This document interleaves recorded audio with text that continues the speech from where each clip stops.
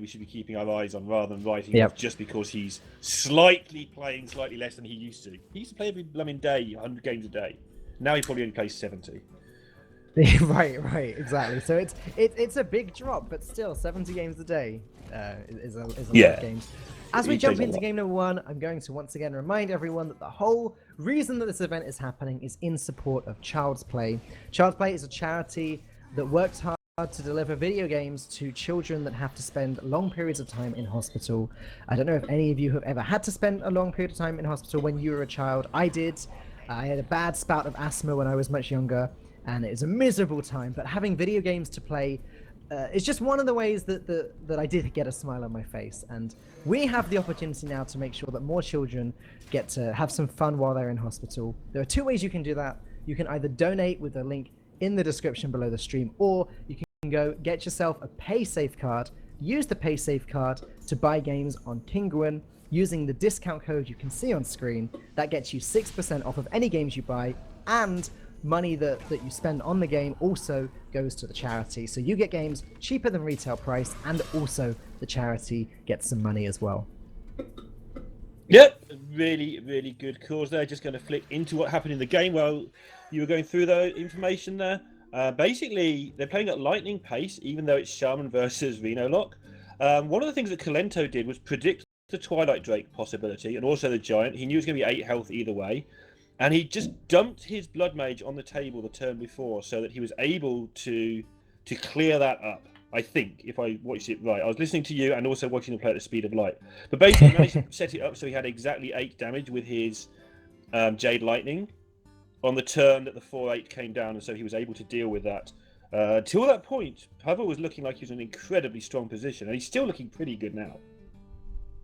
Yeah, it's one of the we had a quick look just to see what the what other people's opinions were on this matchup, and according to Vicious Syndicate, this is the only bad matchup for the Shaman. Right. I don't know if I agree with that entirely, but I mean, it's somewhere in that ballpark, right? Yeah. Like the Vicious Syndicate stats are real played games. They do sometimes underestimate various things by the way that the nature of ladder works, but in general, they're a decent guideline at the very least. And yeah, this is a hard matchup. Obviously, again, the way that Strike works, if Kolento thought it was that hard a matchup, he would have banned it, but he chose to ban his own Priest out twice instead against both the Reno decks. Sorry, no, he got one banned. Yeah. And then he banned against the other, and he also chose to ban his Warrior against Shaman, which is an absolutely awful matchup for aggro Shaman. And I don't think it's so bad for mid, but there you go. It's interesting actually to me that he thinks this is a better matchup than that one, but okay. And he also banned the Priest versus Warlock, which makes a lot of sense. Historically, Priest has always been unfavored versus Warlocks. Looking back at the old Control Priest versus Hamlock days. Yeah, it had a very brief period where the Priest was actually favored because Priest was playing Reno and Warlock was playing Reno, and somehow the Priest Reno sort of interacted well. But it's just the power of Draxus building up 6/6. I'm wrong. I don't know why I just said those words. Just back up. Right.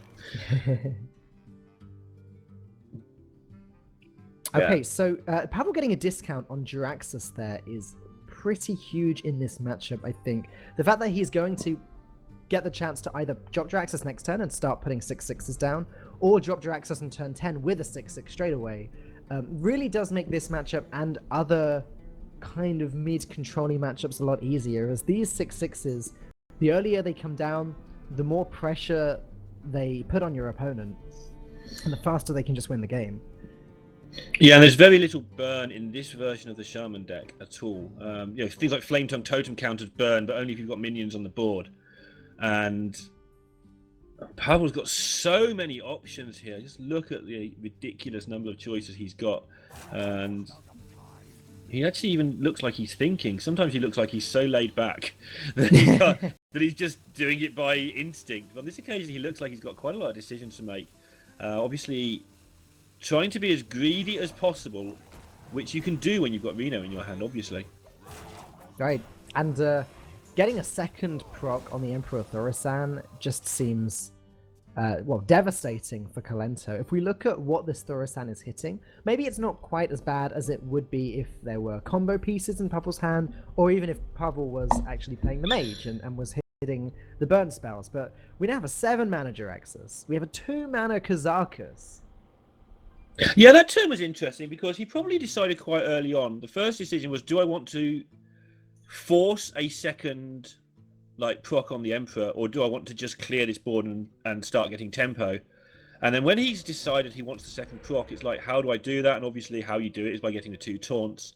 And the rest of the time we spent weighing up, does that make sense? And yeah, you get 2 procs on the Emperor with the possibility of 3. Yeah. Your opponent, if you're not going to get 3 procs, your opponent's going to waste a lot of resources like this. It's pretty good with the spell damage. Yeah, the spell damage helped him so much, but obviously you can't plan around that. You have to assume he's not going to get the 1 in 3 there.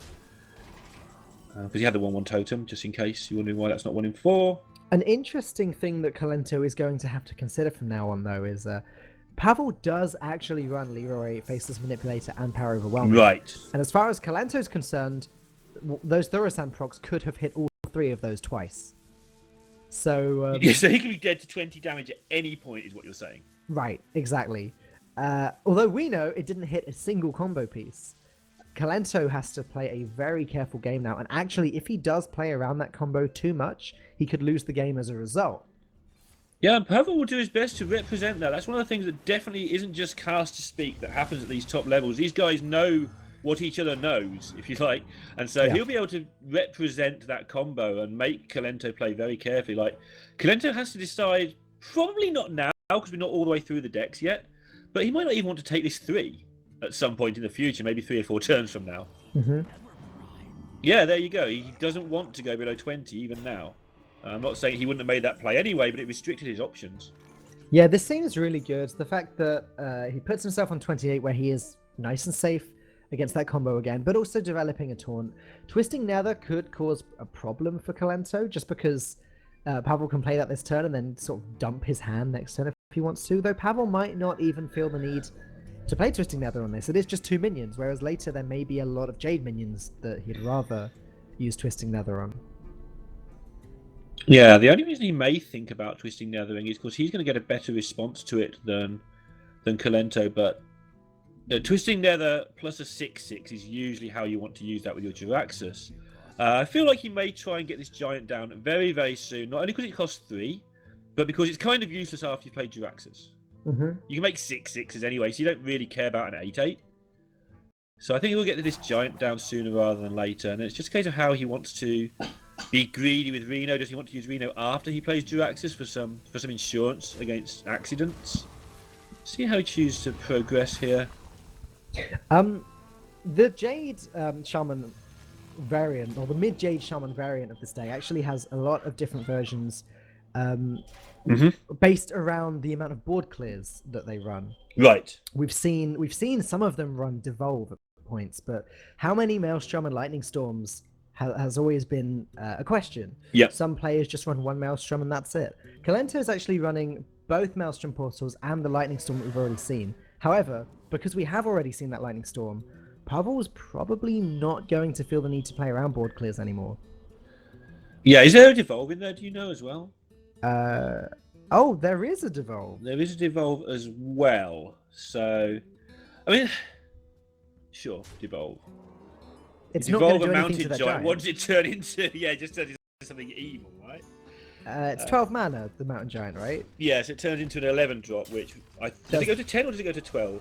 No, I think I think nothing happens because there's no 11 drop. Right. Who knows? Next expansion, maybe. Next expansion, fill in some of those gaps. Then we need a 24, a 23, a 22. Yeah, just opening up a whole new can of worms there. And you Leroy can see Jenkins picked up from Pavel the first combo piece. Unfortunately, because Thaurissan is gone, he isn't actually ever going to have a 20 damage combo available to him. Which is kind of ironic because we know that Kolento's already playing around it. Yeah, and again, Pavel will know this. And just to mention, like, to a lot of players this will be obvious, but it's not obvious to everybody, so I'm just going to bring it up, that how Pavel has been so greedy with his Reno Jackson. He hasn't just gone to sort of 13 and panicked. Well, I'm going to go to 30 now. He's just using it as long as he can. Again, like I say, he may even try and go so greedy with it that he plays it after Jiraxis, so that he can heal his Jiraxis back up to 15. Even though it sounds like that's wasting heals, if you're making 6/6s, it doesn't really matter. You're just buying yourself a turn. Yeah. I wouldn't even be completely surprised if he decided to play Life Tap and then Reno here, or as he's actually going to do, play the Dread Infernal and then play Reno to put himself back up to 30. Develops a huge board again, not really needing to play around board clears. Yeah, with that fact that he doesn't need to play around board clears, he's just choosing to make Kolento have to respond to these gigantic minions. 4/6 doesn't seem gigantic, but the 6 health is a problem. And Kolento's Jades aren't particularly big, I believe. I think the next one's a 4/4. I might be wrong there. But they're not huge. They're not big enough to challenge this board, that's for sure. And Pavel still has plenty of ways with Sylvanas and with Shadowflame to steal up when they do get bigger. Yeah, he does seem to just have all of the answers. It's pretty incredible how much of a difference Hearthstone cards being a few mana cheaper can actually make. Right. The fact that, Jiraxis and Shadowflame potentially could come down at the same turn. If Pavel has one minion that sticks to the board, he can just clear the board and then drop Jiraxis. It's unlikely that's going to happen. As you said, like Sylvanas plus Shadowflame is a very tempting combo. Ooh, okay. Yeah, to elaborate on what you're saying there, like one of the first things you learn in Hearthstone when you start trying to improve is the importance of mana efficiency. Yeah. To the point that some people actually I don't know, they get really depressed if they leave 1 mana not used. Well, you imagine if your cards are reduced by 1 mana, that's 1 mana that you're using extra every single turn. That's obvious, but when you word it in terms of mana efficiency, that's how much difference you're getting. You're never leaving that extra mana on the table ever. It's just fantastic. So yeah, getting the extra proc was a decision he made. He didn't have to. He could have just cleared the board, and it's worked out really well for him over the course of this game. Okay, the Unlicensed Apothecary actually coming in very handy there. It was a 3 mana 5/5 just to combo with Shadowflame. What a great play. What a great way of using a terrible card there. Yeah, and Sylvanas with Faceless in your hand, by the way. Wow. I mean... This sets up lethal, right? It's 12 damage in hand, but... Yeah. Sylvanas versus Jade with Faceless in your hand is also a thing. But now, Kolento actually starting to pull ahead here, and this is the power of the Jade cards when they get big enough. Because Pavel is going to struggle to deal with this. He may have to play Twisting Nether now. He does have the advantage of being able to life tap through his deck and keep outdrawing Kolento, whereas Kolento does only have 2 cards in his hand. But it's getting scary because single cards from the top of Kolento's deck could actually completely swing this game, like Aya, for example. Yeah, Pavel's going to do everything in his power here not to Twisting Nether, but he'll probably end up doing it. And after he does that, he's got to decide what he wants to put on the board. He wants to set up Jiraxis. That's what he's trying to do. The whole aim of whatever he does the next 2-3 turns is all about, I want to play Jiraxis and not die the turn I play it. You can't play it now because he would die the turn he played it. Almost certainly. We can see it is certain, but he will know it's very close to that. There's cards chilling in Kolento's hand that have been there for a while. Yeah. And there's also this one card in Pavel's hand that, assuming Kolento has been keeping track, he will know is the one card that still has a discount. And he'll also know that Pavel's been holding onto it for a while. So I wonder if Kolento will assume that's a combo piece. He could well do. Just going to point out as well here, this sets up the Jiraxis. Yeah. Because now, if the Jade Chieftain trades into Reno, your 2/3, which you usually would save until after your Jiraxis to taunt up your 6/6s, that can trade into the 5/1, keep your health total high, you make a 6/6, you kill the 1/1 with your face, and suddenly you're in a great spot with Twisting Nether and Hero Power to come. So that last play was all about getting this Jiraxis into play now. What's really funny is that Pavel is going to be 2 damage off lethal next turn. With his minion and Leroy and Faceless. Wow. But it's just not quite close enough to be able to actually act on that. Of course, Jiraxis, again, stating the obvious, but remember it's got that 3 attack weapon, so that suddenly boosts the damage in hand every turn to 15, whilst Kolento's dealing with 6/6. So it's looking pretty good now for Pavel. Looking like he should be able to Jiraxis here and trade into the 5/1.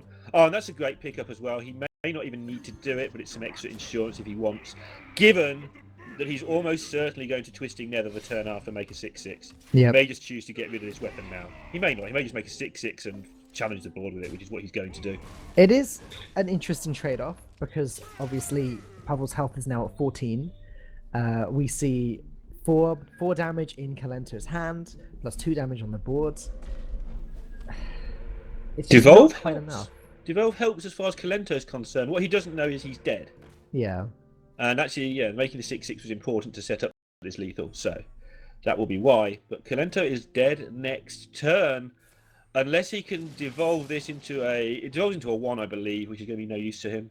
Oh, it devolves into a 5. Oh, there you go. That's Well, it keeps things alive. It does. Pavel is But once same again situation now, and there's no card in hand. 1 damage off lethal, but yeah. Kolento now has no way of defending himself. I believe both Jade Chieftains are gone, so he can't pick that up to prevent Pavel's lethal. He just gets a measly 4 mana, 2/3, and 7/7. Yeah, just nowhere near good enough, unless he can roll the taunt, which he can't.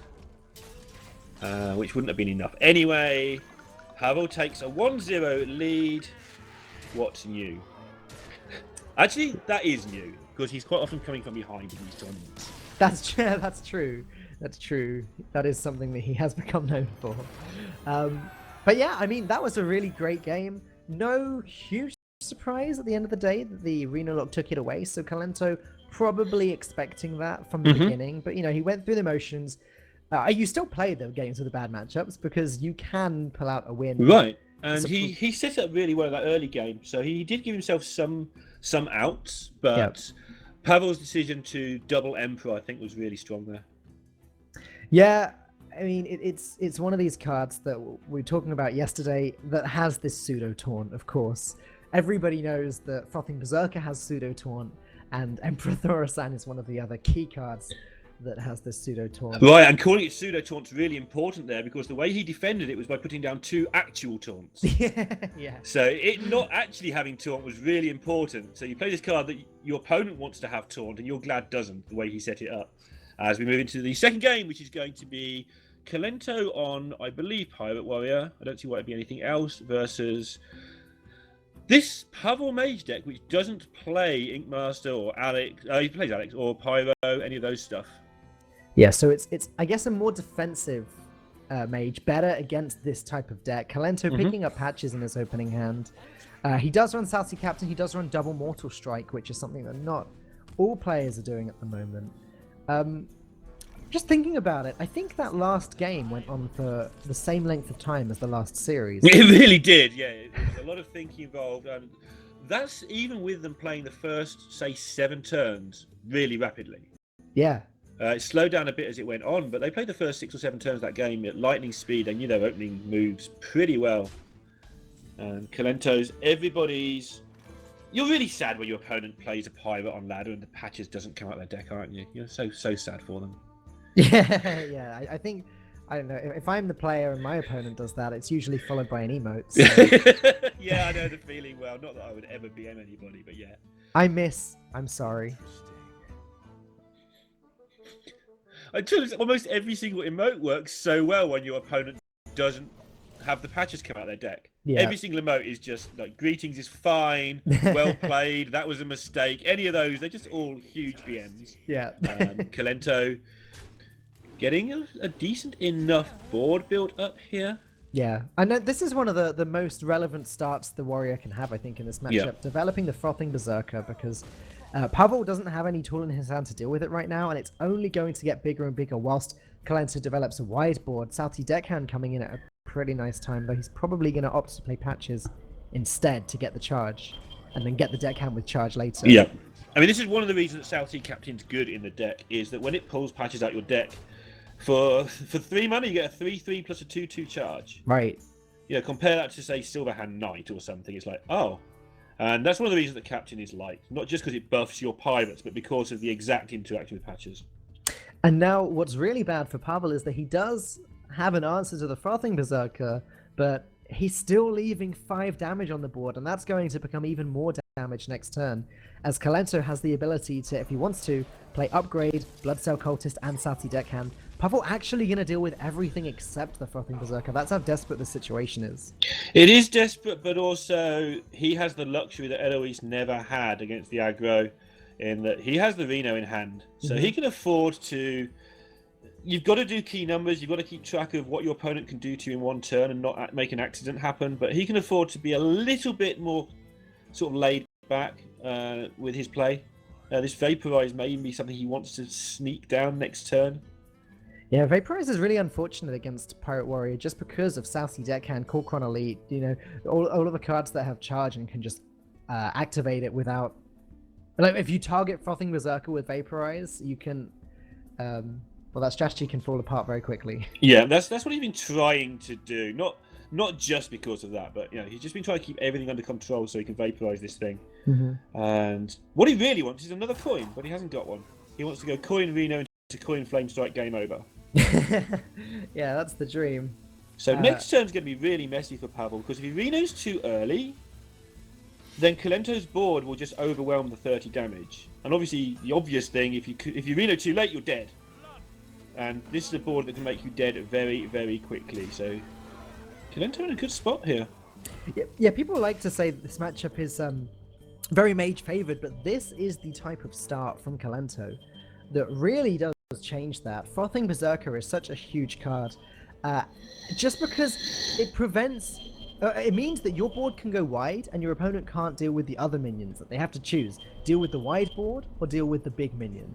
Pavel had to choose to deal with the wider board in getting rid of the Sassy Captain and Patches, and now that Frothing Berserker has 7 attack, he could Reno, but then he's taking another 10, 14, even more damage the turn after, but it looks like he doesn't have a choice. Yeah, he doesn't have much choice. Having to do this Reno, and he's going to instantly take at least 14 damage. And we can see it's a heck of a lot more than that if Kolento so desires. So it's what, a potential 20? I mean, yeah, I think he'll tap Deckhand and then Cultist just to get yet another buff on this weapon, and then it's up to him whether he wants to stick it all in the face, which he will do most likely, or just take down the Reno if he feels there's something needs protecting. He'll have done the numbers. One of the advantages when you do trade at this point is, of course, you've got Frothing Berserk on the board. You don't lose out on much damage by trading. Yeah, it's not the Flame Strike turn yet, so he doesn't need to play around that, although Blizzard into Flame Strike now could potentially cause Kolento some problems. That being said, if the next play from Pavel was Blizzard, then Kolento can still attack with his weapon, and then attack with his weapon again the turn after. So even Blizzard into Flame Strike doesn't seem like quite enough from Pavel here. He needs a 5-mana Kazakus potion now. I wonder if he plays Dirty Rat here just out of desperation. Yeah. So it's just like, this stops things if I'm lucky.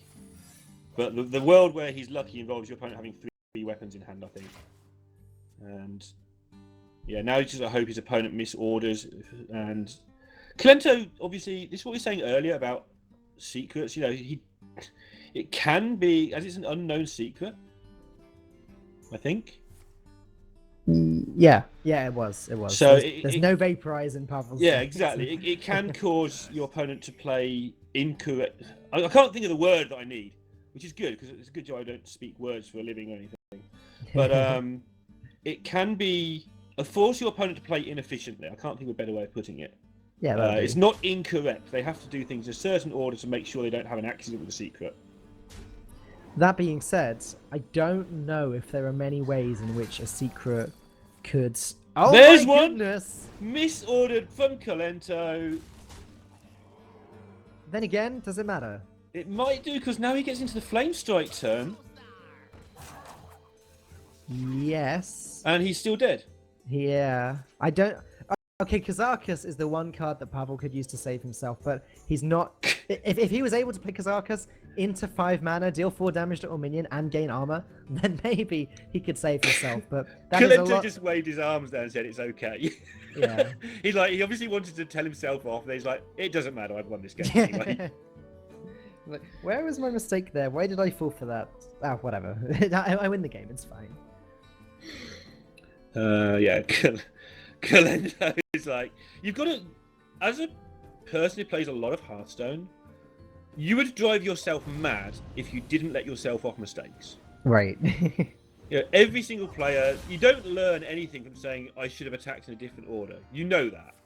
All you can do is occasionally just smile and say, well, I got that one wrong, and carry on.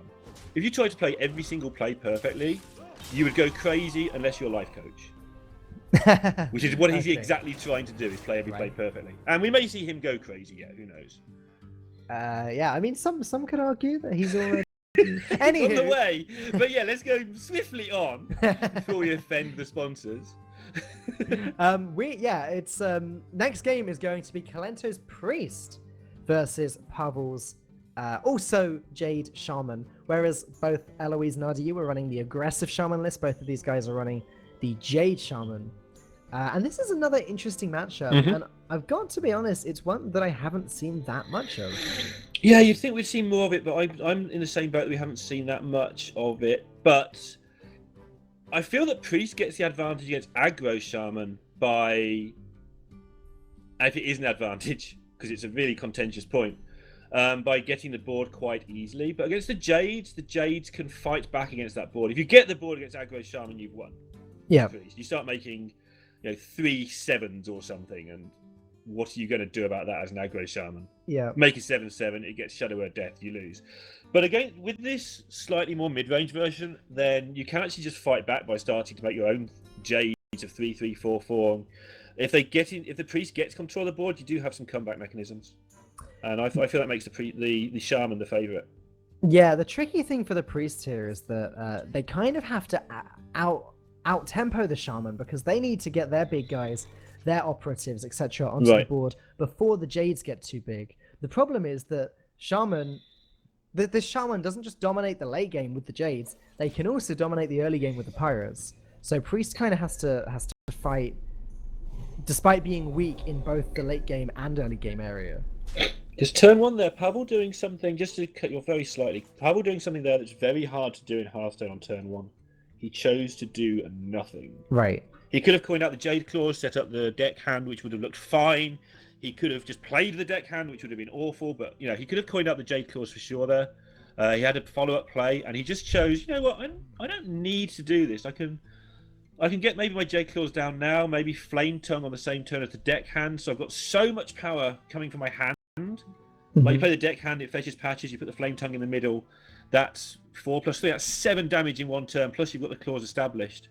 Yeah. And it's very easy if you're playing on ladder and you've been playing game after game to just autopilot these curve plays. And Pavel trying hard not to do that. It's so tricky because he needs to prevent that Northshire Cleric from giving Kolento cards if possible. But unfortunately for Pavel, that Northshire Cleric is only going to get bigger next turn as Kolento curves into Cabal Talon Priest into Defender of Argus. He's running a very, very different Dragon Priest to the deck that Eloise was running. Eloise, I don't believe she was running Defender of Argus, but she was running double Dragonfire Potion. Kolento is not running Dragonfire Potion, but running Argus instead. And he's still going to go ahead and play this Cabal Talon Priest. That Hex was really interesting because quite often in this matchup, one of the caster memes is everything you said, but also there's always this disclaimer of, you know what? Really, the value's not quite as important as the tempo in this matchup. Yeah. And Pavel just went, you know what? I don't want this 1/5 hanging around. I want to just get rid of it right now. I don't want him to have any cards. It's messing up my game plan. And that was a really interesting decision. That's his Hex that can't be used in a 5/6 later in the game. Yeah, and the really funny thing is that it's about to become a 1/5 again when the Defender of Argus gets played next turn, assuming the Defender of Argus gets played next turn. So all Pavel's really done with that Hex is get rid of the card draw effect. Yeah. And giving his opponent a giant, terrifying frog. Okay, yeah. Which, it's pretty I scary. don't know, that seems pretty good to me. Pavel opting not to actually kill the frog this turn. He could have played Salty Deckhand. Instead, he's just going to put it down to 1 health. So Kolento actually could play either of these 4 drops. They both seem fine. If the frog died, then Twilight Guardian would have been better. Now, I'm not sure. Both do seem good. Yeah, Pavel's in a mess here, and I'm definitely not going to say that play was incorrect. He evaluated that he thought he needed to deal with the card draw aspect. But he is going to get a whole bunch of tempo into his face in the next few turns. It's just going to clear up this board using minions, which is what Priest does these days. And Pavel's going to be hard pushed to fight back. Yeah, we talked about how the priest has a very hard time in this matchup because they really do have to fight for the board later on, but Pavel hasn't been able to build up these Jades yet. The priest already has complete control of the over the board. The Jades are only 1/1s right now. Yeah, the thing from low cost 6, the Jades are 1/1s, and Patches is being used, so can't be used with a Flame Tongue, although obviously the deckhand can. Yeah, Pavel can clear this, actually, which is a good start for what he needs to do. Good start. He uses a lot of resources doing it, and the bad thing for him is this Flame Tongue is going to get shot down by the Corruptor as well, which will be a massive swing the other way. He's not dead yet. I mean, I'm not writing him off. But slowly but surely, Kolento is sneaking into this. And if he wins this matchup, I think he'll be in a good spot. Yeah, and he's looking pretty good so far. Like you said, Blowing Corruptor almost certain to come down this turn unless something better gets picked up. No, oh no, he's going to go with the Twilight Drake. Okay, so what Kolento's thinking here is Patches is gone, one South Sea Deckhand's gone. The chances of this Flame Tongue doing anything to me next turn are slim. Okay, sure, I respect that. No, I mean, one of the reasons these guys are the best players in the world is they know how to get a little bit extra out of their cards. The obvious play there is Blackwing Corruptor. There'll be people saying, it wasn't obvious, of course the Azure obvious. Sure, think that if you want. The obvious play there is Blackwing Corruptor. The natural play, let's not say obvious, the natural play, kill a thing, make a thing. That's kind of how Hearthstone works. But Kolento's found a way of killing this 0-3 and still having the Blackwing Corruptor for later. Yep. And that's why these guys get these small edges. It's not going to quite work out for him because Thing from Below is a terrifying shape. But he got extra options because he pulled an extra card earlier, and a lot of the time he would have killed the Flame Tongue for nothing. Yeah, I guess so. So looking back, if the Blowing Corruptor did come down, it would have then traded into the 5/5. Well, Pavel may not have made the play, but this board would be, like you said, a nicer shape for Kolento. However, the Flame Tongue Totem itself still not making a difference. Right. I wonder when it will, or if it will. And again, Kolento still has the same setup here. Next turn, he has the option to bump the 5/4 into the Flame Tongue and not have used the other Corruptor. Right. Again, just making the most of his resources, which is what this game is all about. Okay. So now the Flame Tongue Totem becomes relevant because it's buffing up the Taunt Totem. Kolento may need to play Corruptor to deal with the Flame Tongue here. Right. Unless something like Holy Nova gets picked up. Also, I don't know if Pavel will come back here. He's definitely starting to have murmurings of a comeback, but this is the reason why Aggro Shaman isn't as good against Priest as... Sorry, why this Shaman has more chance against Priest than normal, because things like Jade Chieftain give you a chance to swing it back in your favour. Yep. Right now they're just 2/2s. I don't know where the Ayers have been in these matchups. Right. Aya is somewhere at the bottom of the deck, but that's a card that Pavel would love to pick up now because just buffing every future Jade by 2/2 is huge. Jade Lightning's pretty huge too. It's not going to be the case here, but not only is that a 2/2, but it's a 2/2 that defends your 5/5. So quite often your 5/5 gets to kill the problem on the board on the next turn. As I say, that's not going to be the case here. As you can see, the 5/5 is just going to get eaten by this Corruptor who's done a whole lot of work. Kolento's ordering, obviously good here. Picking up an extra card, now he finally can with the Norsha Cleric, and look at that. 2 Nether Spite Historians in hand. Kolento going to be able to pick up either a card like Ysera or some operatives. Like whatever he feels like. Pavel has played 1 Hex, of course, on the first Norsha Cleric, so one of these big dragons is going to stick. Yep. I just only say yep to that because you're right. One of these is going to stick, and I keep trying to write Pavel off, but every time he picks up another card, I keep thinking, you know what? This isn't quite over yet. It's not. You're right. He's getting a lot of card draw. Jade Spirit kind of counts as card draw at this point because you make a 2/3 and a big guy. Mm-hmm. And he still has enough comeback mechanisms to have a chance here. And Jade Lightning is great here at sniping off that Blackwing Corruptor, whilst also putting a 4/4 on the board. Pavel may decide he'd rather just go as wide as possible. There's no Dragonfire Potion in Kolento's deck, so he could, of course, play the second Jade Spirit, but instead, wow, Pavel really doesn't like Norsha Cleric, does he? Yeah, I think he's thinking this time especially that the Priest is going to get enough value, any more would be enough. to lose the game. He is low on cards. Obviously, the Azure Drake, the Jade Spirit are going to be decent ways at stopping that from being bad. Get a lovely insert there. Dragonid Operative is tempting. Both of these big dragons are tempting, I think. Operative ends up being the more tempting card, just to get more and more value. Well, when your opponent's spending all of his time killing off your Northshire clerics, that's telling you, let's just make some more stuff. I know that Nefarian kind of does that, but Dragonid Operative is a bit more efficient at it. And now Kolento knows that Pavel's second Hex isn't in his hand. Right. Yeah, that's a very good call. So he can be tempted to be greedy. The decks are getting a little bit thin, so he'd have to be careful that it isn't top decked to some degree.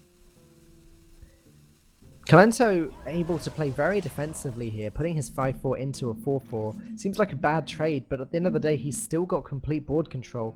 He knows he's got more, or he knows he's most likely to have more value in his hand, thanks to that Historian and the Drake to draw another card.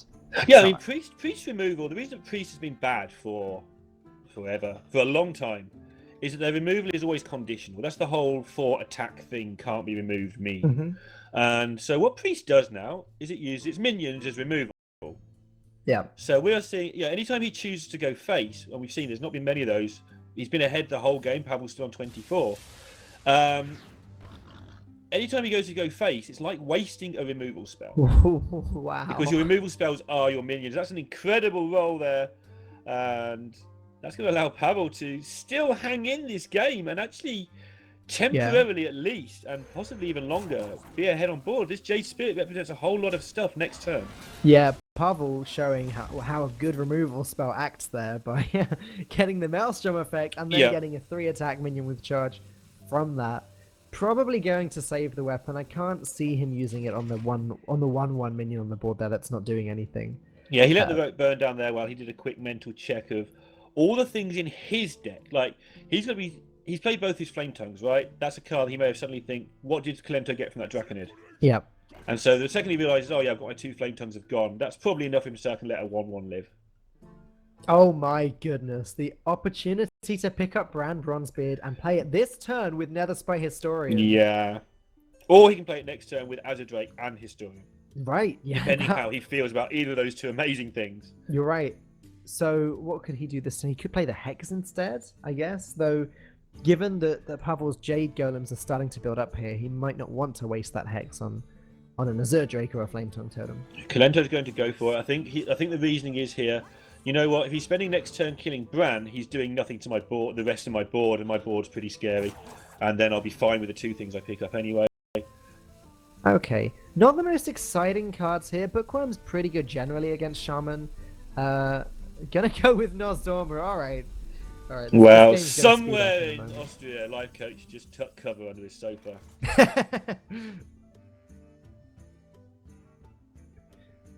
Okay, so this is Pavel's last turn for a while where he's going to be anywhere near in the ascendancy. I think that Kolento will tidy up a lot of this, but these golems are starting to get out of control.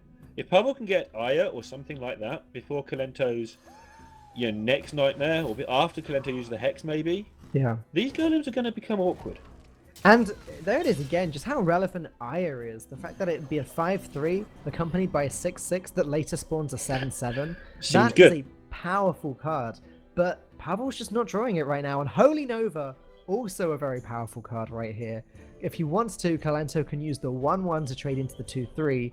Holy Nova will deal with the totems, and then the Operative can kill something else. Although he has Azure Drake Holy Nova here as well. Oh yeah, which makes his 1/1 kill the 6/4.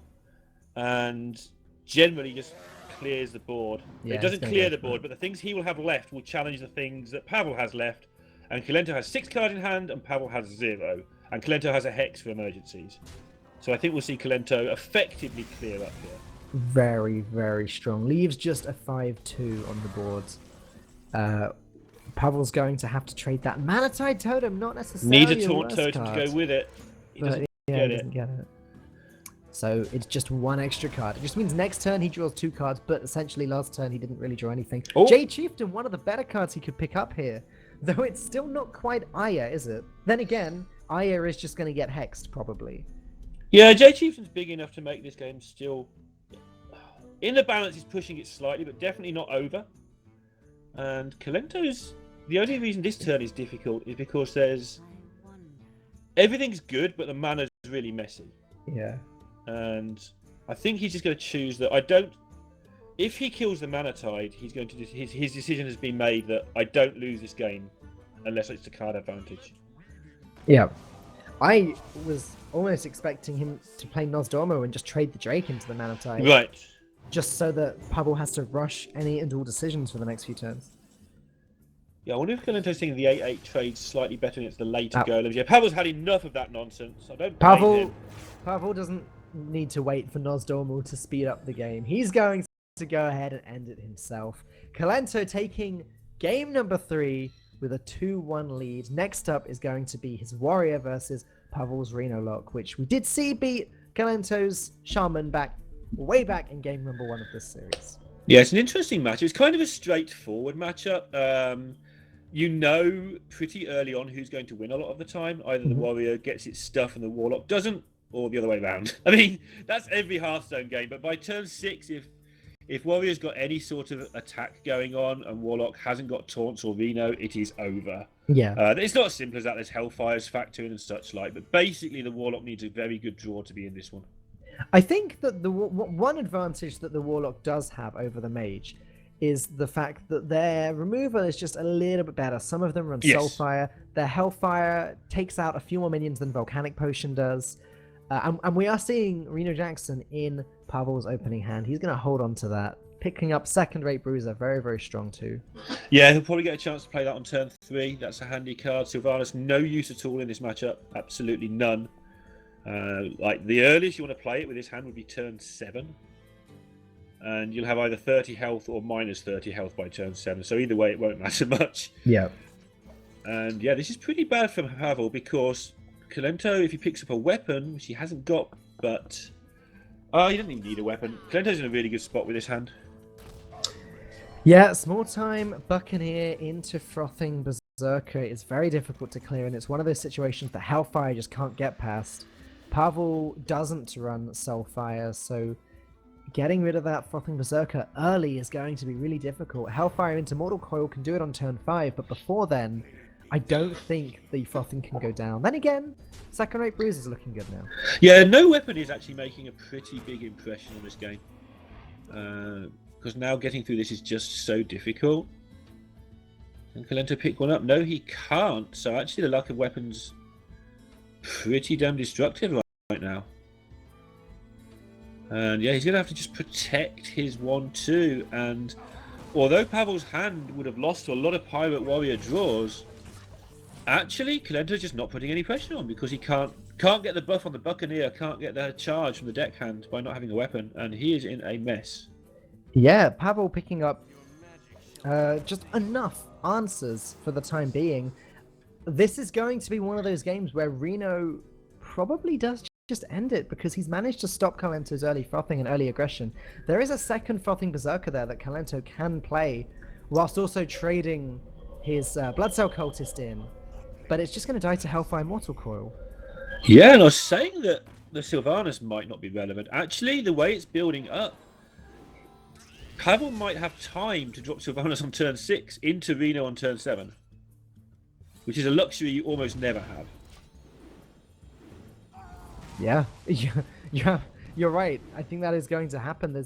There's very few ways in which Kolento could win in the next 2 turns, and as we can see, he only has... Well, okay, he now has 2 ways of inflicting damage. I mean, when I said that Kolento not having a weapon wasn't an issue, I didn't expect him not to have one by turn 5. Right. But not having one by turn 5 is a giant issue. It loses you the game, as you can see right now. Oh, he has a weapon now. Just too late, I'm afraid, first mate. Could have done with you about 4 turns ago. Yeah, and even then, I don't know how much of an impact it would have had. Maybe because then the second rate, well, small time Buccaneer, sorry, would have been able to get through the Bruiser. Yeah, of course. And then you keep your frothing. Yeah, it makes a huge I would have made difference. A huge difference, but right? Yeah. Yeah. When I said it wasn't that important, I just meant that it wasn't important for a turn or 2, not this late. So, can Kolento ever find the damage to win this game?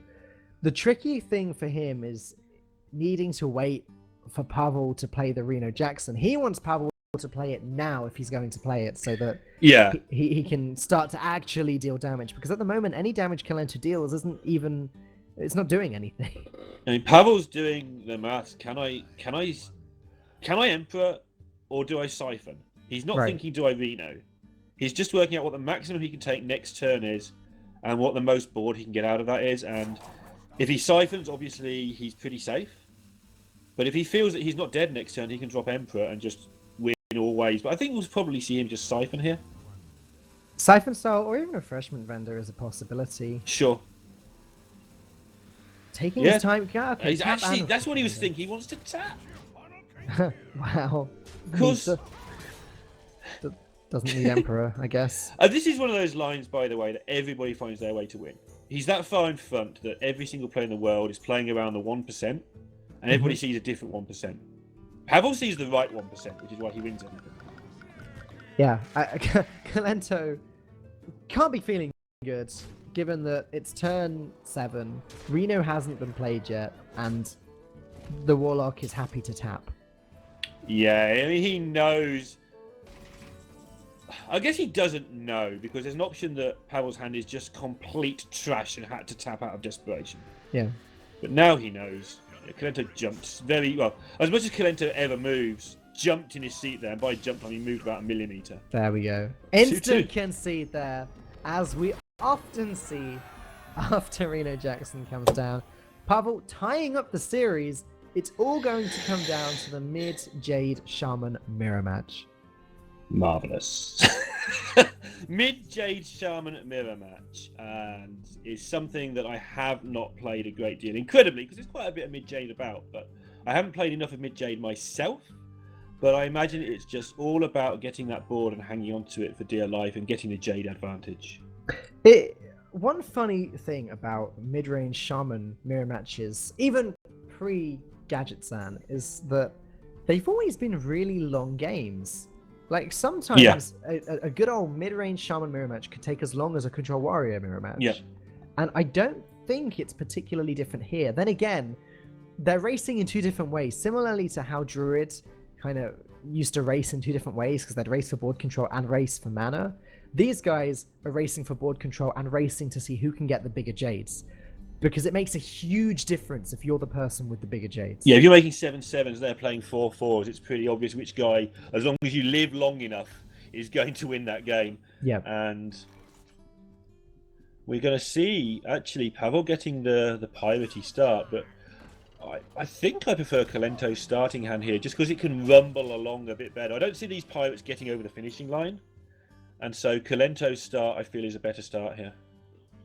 Yeah, it's a tricky one, just because Kolento is not going to have anything to do next turn. Pavel doesn't have a weapon, though, so you're right, the pirates aren't really going to do that much. It looks like Pavel might just have to hero power and hit the face here. Doesn't feel good. Doesn't feel good at all, especially when your opponent's got 2 mana next turn and could well have Jade Claws or a second Totem Golem in hand. Not scared to use his hexes early as Pavel. Yeah, that's the second turn 2 coined hex that we've seen this series. And to be fair, I'm not sure that was a bad thing last game. I didn't like it too much at the time, but he was in that game. And if he'd given up even 1 card extra to Kolento, I don't think he'd have been in that game. No. Right, so this is a mess of a turn for Kolento, but I think the thinking is whether you want to totem now to get your thing from below cheaper, or whether you just want to tidy up a 1/1 and have a Spirit Clause. Yeah, it's going to be very, very difficult for him next turn when that Manotide totem comes down. He's going to do what you said. He's going to go with the totem. I like this a lot. I think it's better. You don't necessarily have to deal with that patches this turn. You can just play Manotide and Spirit Claws next turn, or think from below. But now, as I was just saying, now what does he do? Is it his turn to hex I right wonder. back? Do you want to hex the 0/3 to stop your opponent getting 7/7s in the first place, or do you want to hex 7/7s?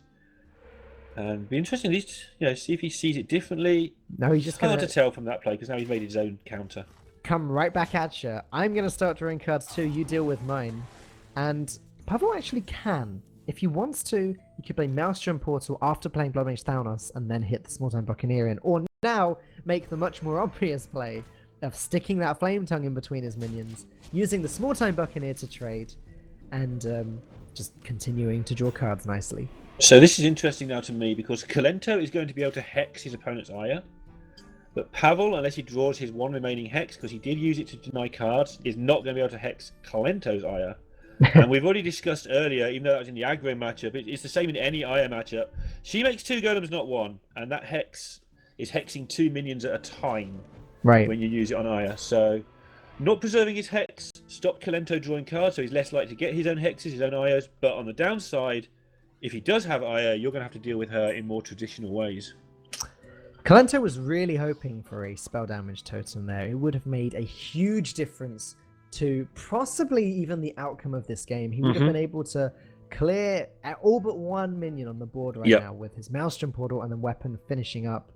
But now he's kind of got nothing. He could play Thing from Below, but Flame Tongue Totem makes very short work of that. In fact, it looks like he's considering hexing the Flame Tongue Totem.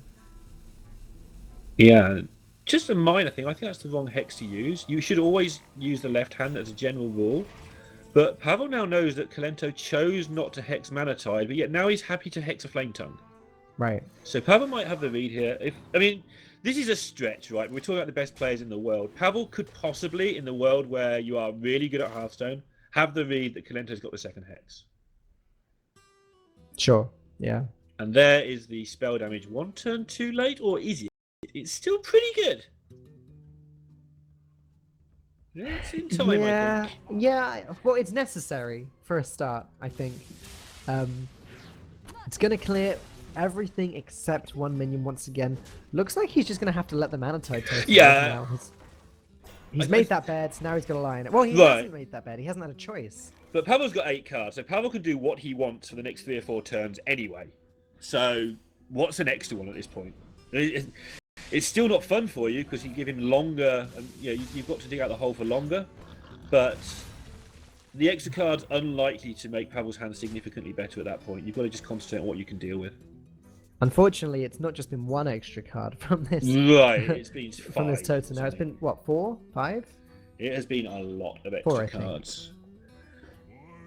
Right, here comes the Chieftain, and that's a 1/1 Jade, in case anyone's getting excited about Aya. Yeah.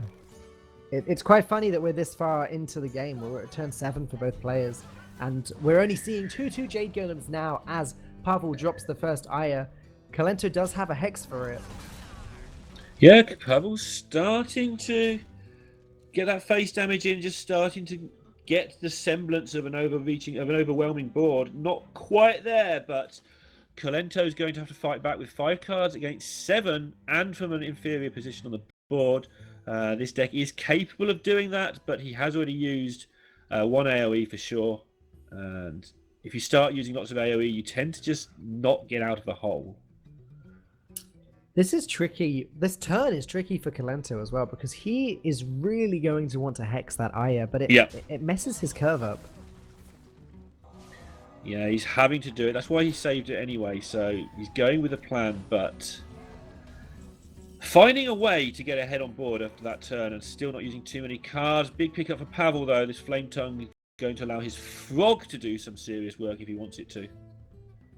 Yeah, and look at that with the Flame Tongue able to, as you said, use the frog to kill the 2/2, the Jade Lightning able to deal with a 5/4, or even just that. Yeah. Why use up Jade Lightning when you don't need to? Let's just let Flame Tongue Totem do what it does best, clear an entire board, and just casually Jade Spiriting now, make a 3/3. This is an investment for the future. He's pausing because he wants to know if he can get to turn 10 and go, some sort of brand Jade on turn 9, then the brand stays alive and you do it again and you win the game. Right. It also works with Jade Claws. Yeah, well, this is where Pavel's hand getting so big is making a massive difference. Next turn, Pavel is able to play brand Jade Claws, Jade Spirit. He's got the mana for it.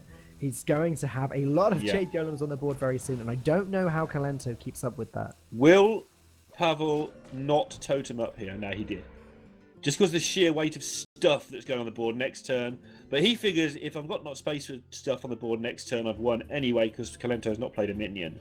Yeah, and the brand will still buff up future Jade Golems, even if it means that one doesn't get played. So it's still an investment, and Kolento's going to have to start dealing with this anyway. I expect Jade Claws and Jade Lightning to come down this turn.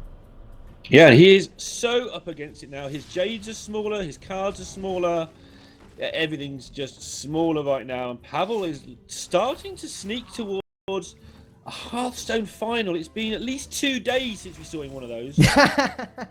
Yeah, well, he'll be relieved that his dry run is over. This turn is just disgusting. At some point you start doubting yourself, Dan, and after 2 whole days, not sure you'd be able to take it.